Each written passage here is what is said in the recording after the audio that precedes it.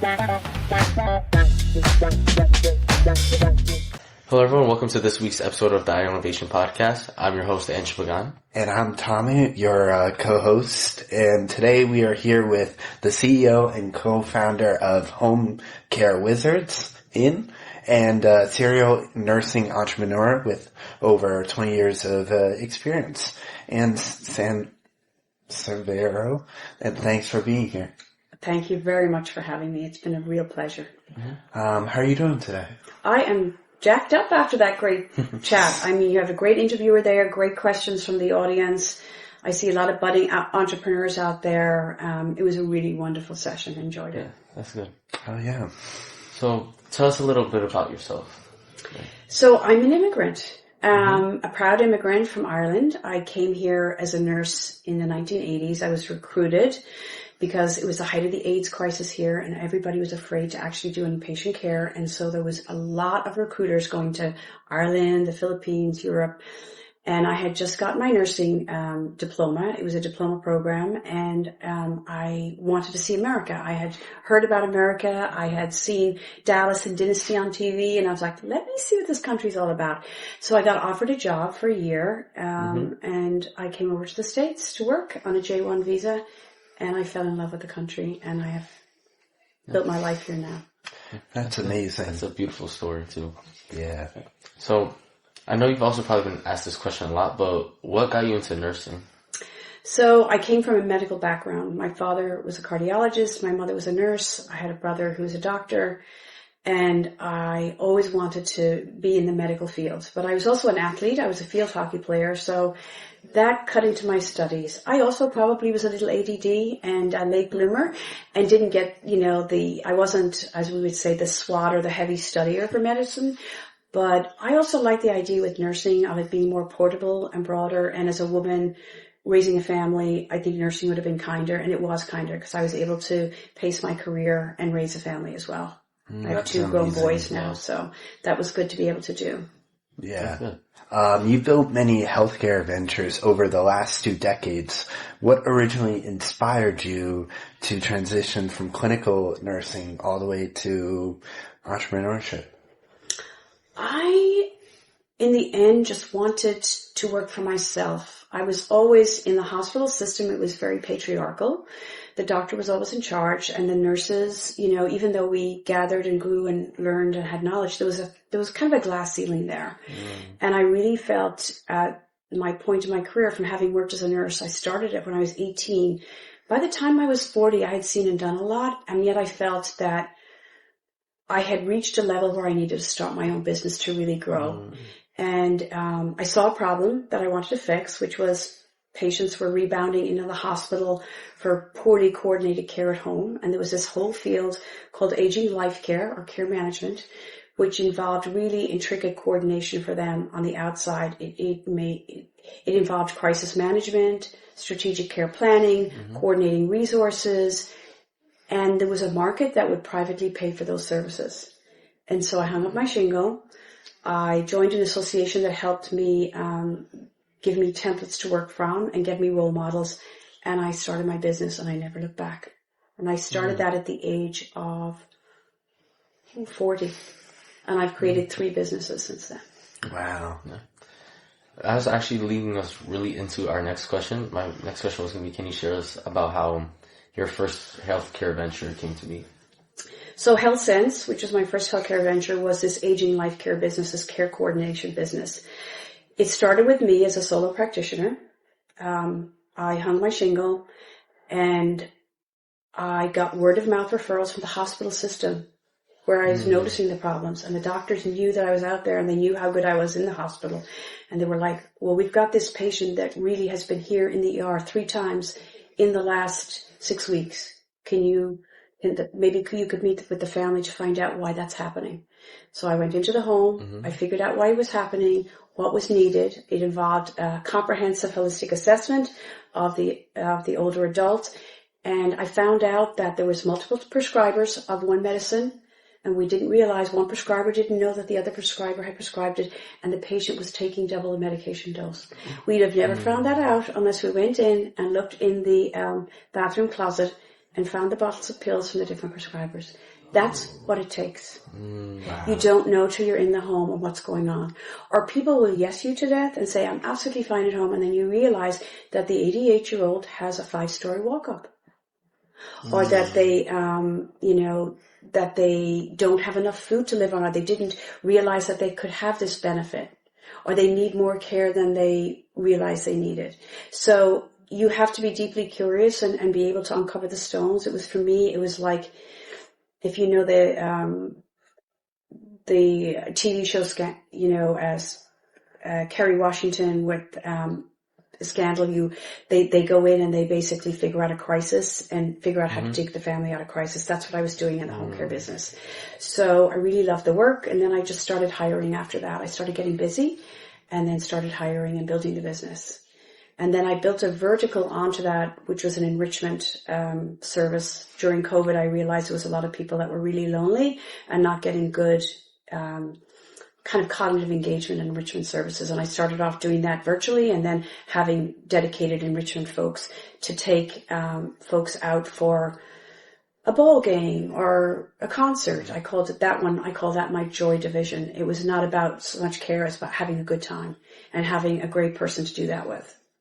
So that was a vertical that I built onto that business. I also built another vertical onto that business, which was social work navigation. I found that a lot of my older clients really needed help navigating long-term care insurance and breaking down the barriers to access. And so I hired a social worker who was an expert on that, who joined me, and we used to get the long-term care insurance to pay for all of the benefits that I got my clients.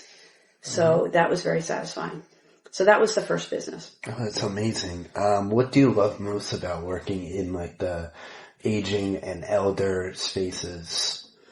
I think there is so much wisdom with older people, and people feel that, we're in a very youth-oriented society. I mean, you're looking at my face. I don't have Botox, right? I don't do Botox. I believe in working out, eating healthy. I also believe that you have to socially engage with people. That is so important for health. So it's the basics. It's sleep, nutrition, social engagement, eating right, moving your body, but also having a purpose. And there's a lot of older adults there that have a lot of wisdom, but they're missing their purpose. And part of the job that I love working with them is connecting with them, hearing their stories, sharing their wisdom. And then if there are issues to solve, they will trust you because you've opened the space to listen to them. And I've worked with some amazing people. I've worked with actors and movie stars, but I've also worked with housekeepers and people, that you think have these regular jobs, but have these amazing lives behind it, and the relationships that they've done or built or what they've created for their families, especially immigrants, what they've created for their families and how hard they've worked. So it's all part of the tapestry of the wonderful life of New York. I love the diversity in the city, and I love being able to, we all have the common problem of aging and eventually dying. It's not going away. No matter how much money you have, there are still those same problems exist across. So trying to find ways to solve for them for everybody. I suppose the hardest part of my business it was a fee-for-service model, because the government programs are so, they're just not very robust. So what I used to do was do a sliding scale. I used to also give a phone call that I would spend half hour or an hour. If I knew somebody who couldn't afford me, talk to me, I would say, you can't afford me, but you have me for an hour. Now tell me your problems and let's see what we can do. And I would at least give them a roadmap. And that was my way of giving back. And I think one of the things I would like to do if, this next business in the software is successful, and if I really blow it out, is to start a foundation where I can either help younger people get into this field and be able to, have their entrepreneurial journeys, especially women of color who are caregivers, that they work so hard in so many different communities. I'd love to be able to give back that way, and I'd love to be able to, make sure that these services are more widely accessible. Yeah. Yeah. Yeah. I would say this is honestly, hearing you talk about all this, it makes me feel inspired to also help all these other people who have these health problems. And I just find it really kind of you, especially when you're spreading around to especially younger people to give them this opportunity. So it's just like, it makes me really feel like heartfelt and heart. Well, for me too is that, I'm present in Connecticut. There's this, nursing home. It's called, Ward Chamberlain. And I do a lot of like volunteer work, and it's very cool. I'm in like the recreation department, and, you know, my fun part about it is the bingo day. It's always, there's one time where I was facilitating a game, and that I called out the wrong number. And you know that elderly people, they're very competitive about bingo. Oh yeah. So like, when they, yeah. You got fact checked. Yeah, so I got fact checked. Everyone's yelling at me, and it's like, oh, sorry guys, wrong number. Yeah. But how amazing, you know, I remember when my mother-in-law was aging, and she was 90, and we were trying to figure out what to get her for Christmas. And I said, let's get her an iPad. And the rest of the family were like, she's never going to be able to use an iPad. Don't get her an iPad. I'm like, you watch her. She was a librarian, you know. So we got her an iPad, and she called it her machine. And she used it for recipes. She researched everything. She knew about her medications. She booked all kinds of things. And until she died at the age of 96, that iPad, her machine, we had to get her a second one because she wore the first one out. So it's kind of like never, you know, older people will roll with technology, and I will say they're very interested in technology, and they love the way it connects them to people that are living far away from them. And I see actually one area that I think there's a real growth opportunity for is in these areas where we segment older people into these old, you know, these nursing homes or these senior living communities. That's all they see are older people. They love interacting intergenerationally. I would love to see a model of living where there could be intergenerations working together, helping each other out. Young mothers that have babies that might need housing, matched with folks that need entry-level jobs, matched with older people that need companionship, and being able to leverage that. So I think there's a big opportunity for intergenerational modeled living going into the future, because if you're telling me, somebody who's in their 60s, what kind of world that I want to live in, I want to live in an intergenerational world. Do not put me into a model of care where all I'm seeing are just people of my own age group. And I will hear that from some older people when their families have moved them in. They're like, but I don't want to go there. They're all old. And they're old, but it's like they miss the generations. So yeah. I know it's not always feasible, and sometimes there are care issues that really are barriers. But I also think we're being a little bit lazy in our imagination on how a society can exist. Because back when we didn't have all these silos, that's how people lived. And in some cultural communities, it's how they still live. Wow, that's amazing. Yeah. So, going to my next question, I want to ask, many healthcare startups struggle to translate good ideas into a sustainable business. What early strategic decisions, founded your, or what strategic problems do, these businesses overlook often? Well, I think you can have a great idea, but great ideas are a dime a dozen. You have to have the vision and the perseverance to stick it out. And you have to know that that idea has merit and value and is, it's not just one problem, that everybody else, there's a large cohort of people that are experiencing it. Because if it's just one unique problem that you have, obviously it's not going to be a business. But if it's an idea that you've identified in your world that you can see a lot of people are struggling with, so you do your research, right? It takes research. You need to do the deep dive on, am I the only one that's been dealing with this? And you go out and find out how many other people are dealing with this to see how vast the problem is. If it's a vast problem and there isn't a solution, and you have a solution in your head that you could map out, that's the first idea that it's going to be a good idea. But you have to do that work. Then you have to be prepared to invest or stick out, how are you going to fund this? And figure out what are the support systems. And you can't be afraid to ask for help, and you may have to take a pay cut or work twice as hard to be able to get the idea off the ground. And then you have to be able to say to yourself, what are the skill sets that I need that I don't have, and how can I get them? And that might be through getting mentored, getting coached, partnering with somebody, sharing resources, figuring out ways to fill the gaps that you can execute on. Don't think you have to be master of all, because you won't be.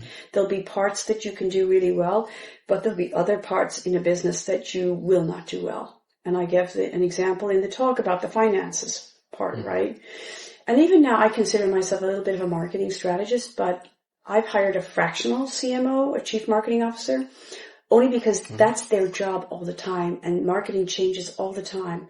And I could look at and write my own copy and think it's great, and they will look at it and say, that's way too much words. And I'm like, you're right. I didn't see that. So you always have to invite the outside opinion in. And if you can't afford to hire somebody, you can afford a fraction of it. That's where you get these lovely fractional services that you can get great advice at a fraction of the cost. I was, additional to your talk, you mentioned about like AI and artificial intelligence. How would you recommend for our viewers here safely using it in their business and venture? Yeah, so that's a really good question. And I will tell you that when I started my SaaS business, Homecare Wizards, I brought on a software engineer. There was no way, I didn't know any of that. I'm not a techie. But I've come to learn about some of the technology, through being close to him, on the importance of building a really strong foundation of the tech product you're building, and to be able to plug and play. And that's never become more important now with AI, right? So he is using, our software product is 5 years old. But I would say the development that he's done in the last 6 months has been revolutionary, and that's because of Cloud Code, right? So we are using that speed of development to be able to keep up and exceed our competitors, but also look at how maybe we can embed our software model into the framework of an operating business model that can protect against just AI-driven software services, if that makes any sense. I'm in the home care field with one business. This software is driving that. So rather than just focus solely on software as a service to others, how about focusing on the business that we've created with a very complex operational model that we've been able to solve for with AI, and then being able to roll that out to other people. So looking for ways to make sure that these businesses that require humans have AI-enabled technology, but it never fully replaces the human being in the decision making. And in my business, in the home care field, there's always human beings involved. There's caregivers, there's the clients that are serving them, and guess what? Some of the clients have dementia, and the AIs don't know how to talk dementia yet. They really don't. Because somebody can have, be confused, and the AI doesn't know they're confused, right? So there's lots of different cognitive changes along the human brain that the AIs wouldn't be able to pick up, that are all part of some of the caregiving strategies that we use in home care. So it's finding those areas of deep connection, empathy, creativity, and soft skills, knowing that the AI is not going to be great at that ever, and having the human be able to be part of it, but matching the AI into the processes and automating and making sure that they're very productive and that they complement each other. Well, yeah, I believe that human creativity is very important, and that AI there needs to be that human intervention in order to run a successful venture. Yeah, in fact, I was reading with Claude Code in particular, do they have a philosophy professor that's actually teaching Claude as well? Have you heard about that? I heard about that. Yeah, Derek, I think on the Anthropic, the CEO of Anthropic mentioned that he has a woman who may be a PhD in philosophy who is also training the models. Wow. And I think that's really, really important to be able to do that, because, we're flesh and blood as well. Our brains are working quicker and in different ways, but it's really important to have that connection. That's what makes us human, and not to lose that. So these are uncharted territories that you're going to be in. It's very exciting times. I'd love to be able to come back to you guys in 5 years and say, how's it going with the AI and humanity? Yeah, exactly. Yeah.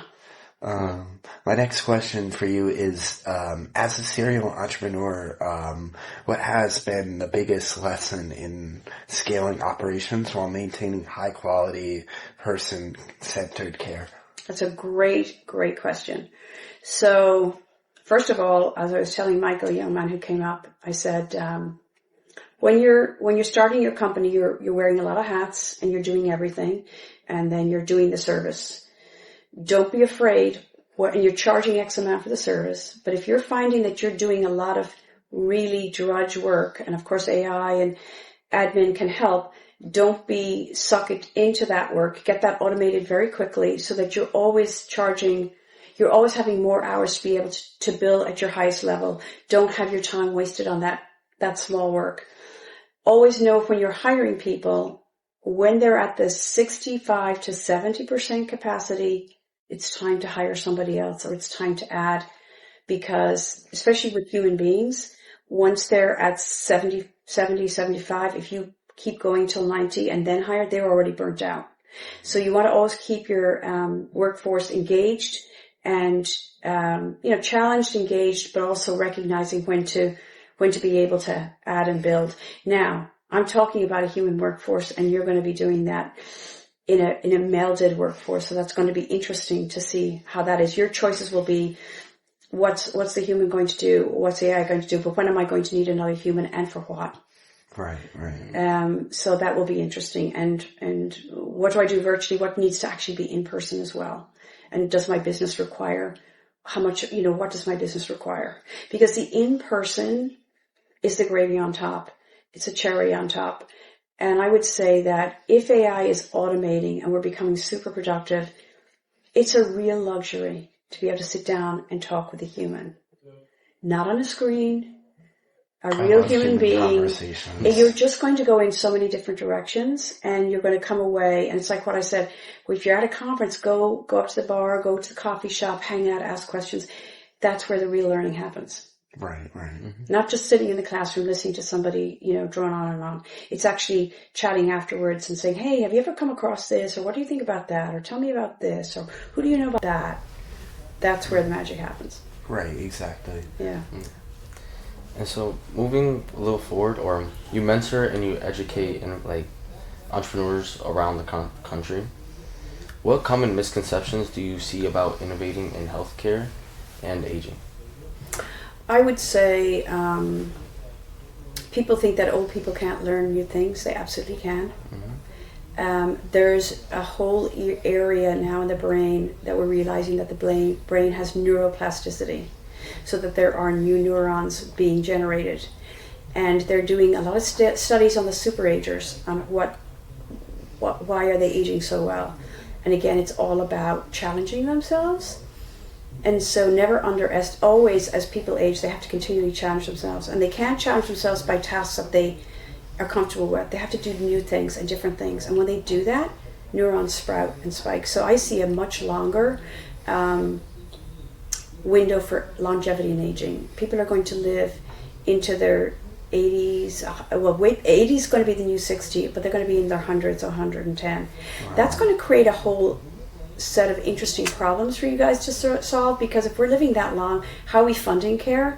How are we living beyond? What's retirement even going to look like? How do we age well? How can we prevent catastrophic aging? How do we age successfully? And it's just interesting. The world's shifting. You've got personalized medicine coming up. You're going to have explosive medical technologies. That's also going to increase longevity.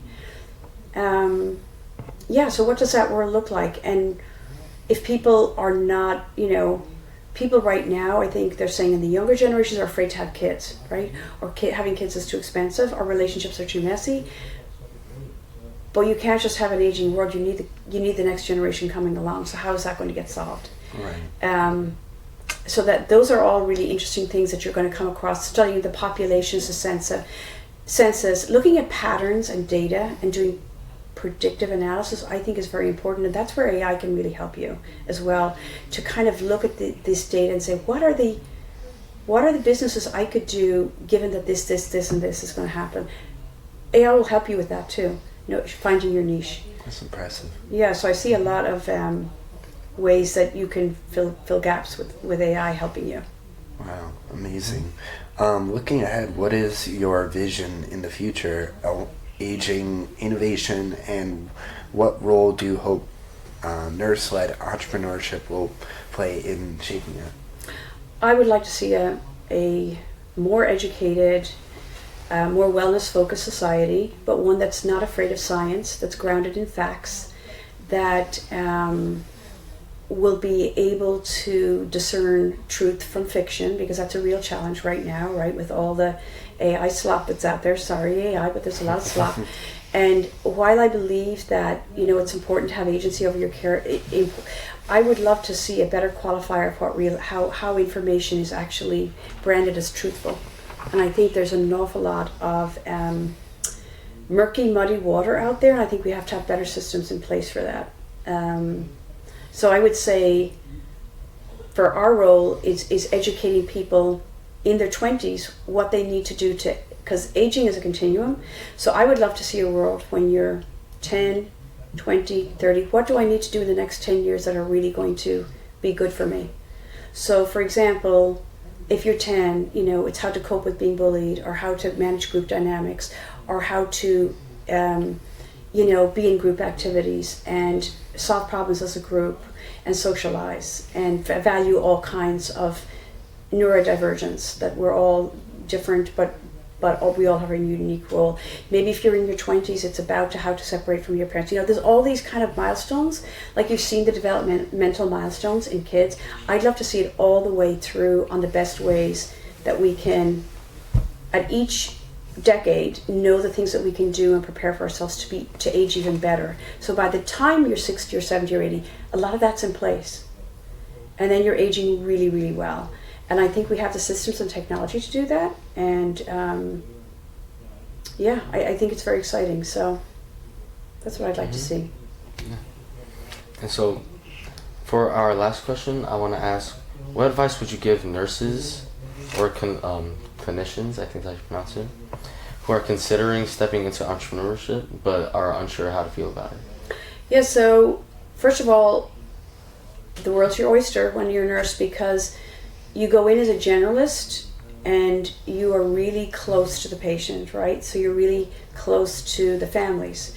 You're hearing things and seeing things on an 8 or a 10-hour window. It's not just episodic encounters. That gives you great connection to families, great wisdom, but you need that experience. You're also going to need to be uncomfortable, and there's a saying that sometimes nurses eat their own. There's always, in group dynamics, there's queen bees, and I know that as a new nurse, you're always going to get those nurses that get a kick out of, kind of saying, giving you a hard time. I like the hazing mentality.